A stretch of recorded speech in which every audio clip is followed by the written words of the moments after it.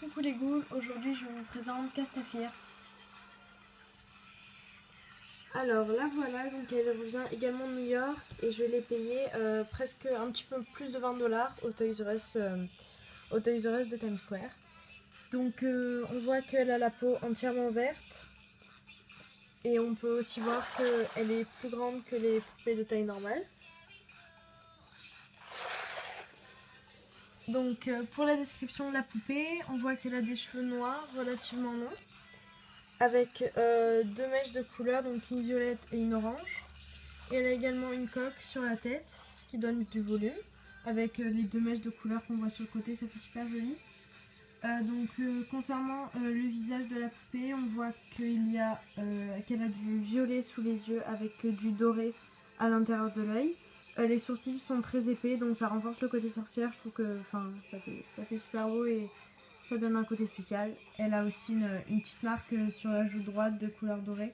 Et je suis désolée pour la couleur du bout de son nez, mais elle a dû un petit peu s'abîmer dans la valise, donc désolée. Mais sinon, non, elle n'a pas le bout du nez orange. Et elle a également un rouge à lèvres de la même couleur que ce qu'elle a sur les yeux. Ensuite, on voit que donc elle a une robe hyper stylée, donc une robe sirène. Enfin, moi j'appelle ça comme ça, je sais pas vous. Qui est orange en haut avec des petits points violets qui sont de plus en plus serrés. Et qui deviennent violet pailleté. En bas c'est relié par une ceinture, donc effet cuir, avec des petits clous argentés avec une boucle argentée également. Et le bas est noir, en tulle noir pailleté.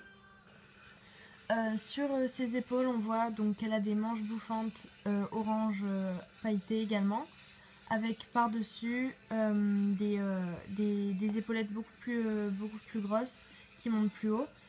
Comme des sortes de lanières retenues sur les côtés avec des petits pics argentés. Et au milieu, encore du tissu en cuir pour faire le haut de la robe. On voit qu'elle a des boucles d'oreilles en forme de boule à épines argentées également. Et j'ai oublié de préciser, elle a un petit grain de beauté juste au-dessus de la joue, donc je trouve ça fait super stylé, ça lui va hyper bien. Voilà, donc notre petite Casta, trop belle. Elle a également des bracelets, donc le même des deux côtés, comme on voit ici, donc deux fois le même bracelet violet, avec sur le poignet gauche un autre bracelet, donc qui est argenté. Et concernant ses chaussures, donc elles sont énormes.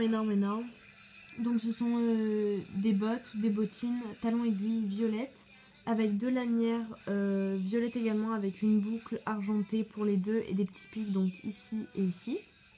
Et sur le derrière, on voit qu'il y a des petits clous également, et sur la plateforme aussi. Donc il y en a aussi au-dessus, donc ici. Voilà, donc la poupée était également livrée avec une brosse noire et un socle noir. Donc sur la brosse, on voit le logo Monster High et l'écriture Monster High sur le manche. Elle avait également un accessoire, il est énorme, il est juste énorme. Donc c'est un micro en forme de... Je vais le mettre sur le blanc, on verra mieux. C'est un micro en forme de balai.